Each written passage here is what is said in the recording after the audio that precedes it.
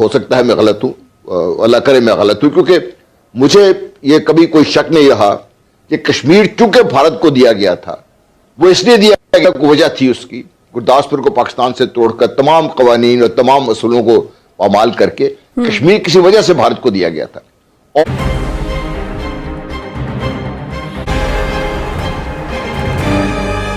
हाल ने हमारे इस नए पाकिस्तान में हमारी हुकूमत को क्या स्ट्रेटेजी, क्या कश्मीर के हवाले से क्या अपनानी चाहिए, इस वक्त जरूरत है?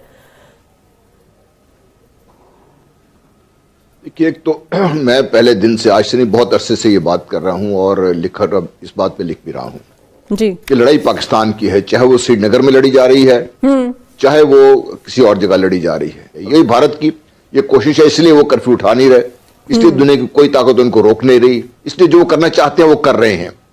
अब हमें समझना यह है कि ये क्या वाकई सिर्फ इस हद तक ही भारत जाएगा, इससे आगे भी जाएगा। मैं, हो सकता है मैं गलत हूं, अल्लाह करे मैं गलत हूं, क्योंकि मुझे ये कभी कोई शक नहीं रहा कि कश्मीर चूंकि भारत को दिया गया था, वो इसलिए दिया गया, वजह थी उसकी, गुरदासपुर को पाकिस्तान से तोड़कर तमाम कवानीन और तमाम असूलों को पामाल करके कश्मीर किसी वजह से भारत को दिया गया था। और जो कश्मीर का जो हिस्सा कश्मीरियों ने या हमारे जो कबायली भाई थे या हमारी जो फौज थी, उन्होंने आजाद करवा लिया है, तो ये हमारा कैरेट अगर ये ना होता तो भारत आज दरियाए झेलम के किनारे हमारे बॉर्डर लेके खड़े होते और आगे कहीं और जा रहे होते उससे। वो तारीख मैंने पहले बात की, वो भी मौजूद है।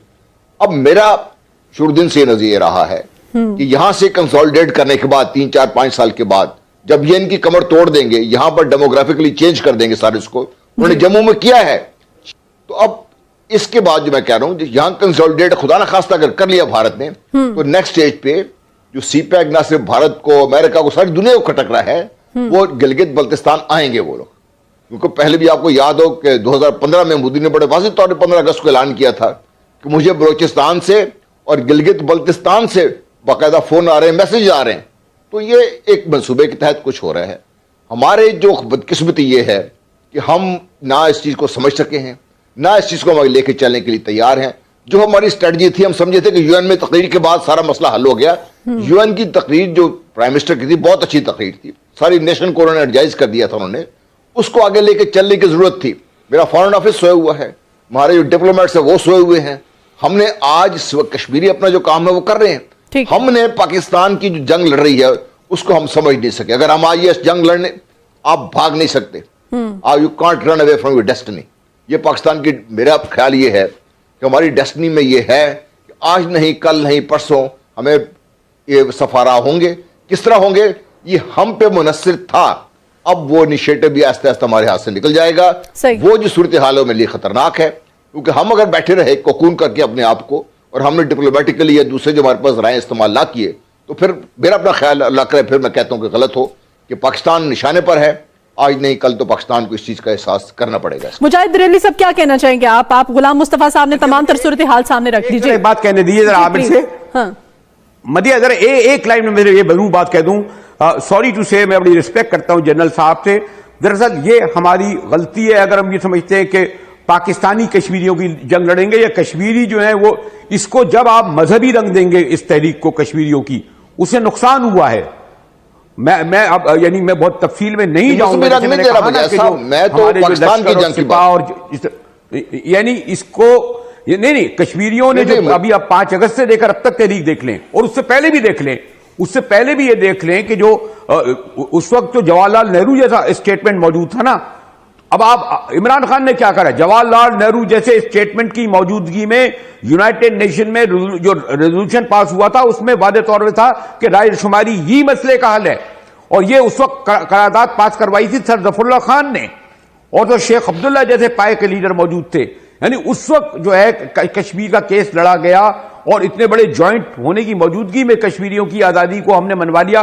और बाद के हमारे हुक्मरानों ने बदकिस्मती से, खासतौर पर यह ज़िया-उल-हक का दौर था जिसकी वजह से हमें ये जो मुहिम जो हमारे लश्कर और सिपाह गए, इन्होंने कश्मीर की जो जेन्युइन आजादी की तहरीक थी, ये जो फाफका में डाला गया, किस सबब हमें जो डाला जाता है, उन सबब डाला जाता है कि हमें जो डाला जाता है, इसलिए डाला जाता है ना हमें कि हमारे जो है कुछ मुहिमजू लोग वहां पहुंच जाते हैं, करते कुछ है नहीं और क्रेडिट लेते हैं। नुकसान बेचारे कश्मीरियों को भी हुआ, उनकी आजादी को हुआ।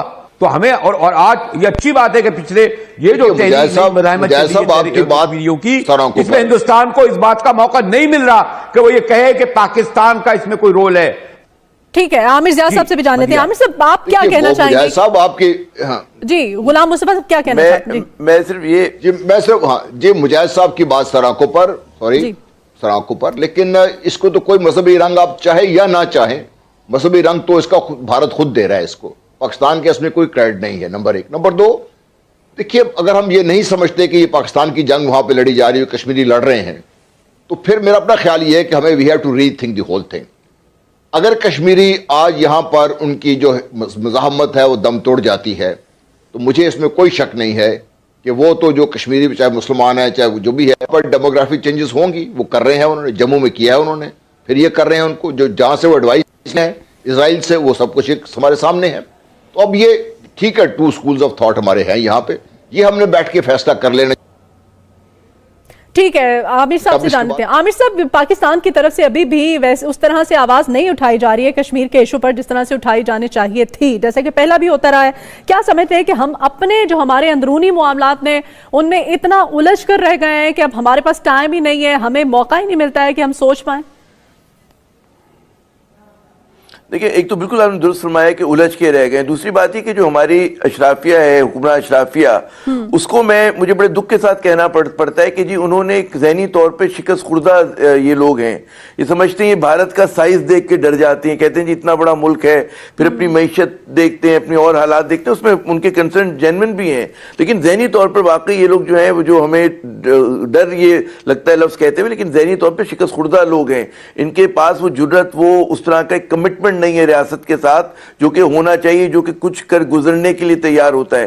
देखिए, एक बात हमें समझनी चाहिए बिल्कुल वाज़े कि अगर कश्मीरी कोई भी रियासत जो होती है, भारत जैसी रियासत, इतनी बड़ी रियासत है, वो और रियासत बहुत स्ट्रांग चीज होती है, बड़ी मजबूत होती है, वो मज़ाहिमत को तोड़ सकती है बड़े आराम से अगर कश्मीरियों की मदद नहीं की गई, कश्मीरियों को उनके हाल पे छोड़ दिया गया। दुनिया भर में मुझे कोई भी मज़ाहमती तहरीक बताइए कि जिसको अगर बैरूनी इमदाद या उसको बाहर की जो रियासतों की तरफ से अगर इमदाद ना मिले वो कामयाब हुई हो। आप तारीख उठा के देख लें, ठीक है ना, वो वियतनाम देख लें, कोरिया की लड़ाई देख लें, आप खुदा आपका भला कर अफगानिस्तान में जो सोवियत के खिलाफ हुई थी, ये चाहे वो बाएं बाजू की हो चाहे दाएं बाजू की, उसके कहीं ना कहीं उसके जो कहते हैं हामी लोग होते हैं, जो कमिटेड होते हैं आइडियोलॉजिकल, वो बैठे होते हैं। तो पाकिस्तान को इसमें कोई माजर, अगर देखें हमारा अगर क्लेम है कि कश्मीर हमारा और कश्मीर का हम बिल्कुल हमारा हिस्सा है, तो फिर हमें इन चीजों पर वो होना भी नहीं चाहिए, अपोलोजेटिक होना भी नहीं चाहिए, माजरत ख्वाहाना रवैये से काम नहीं चलेगा।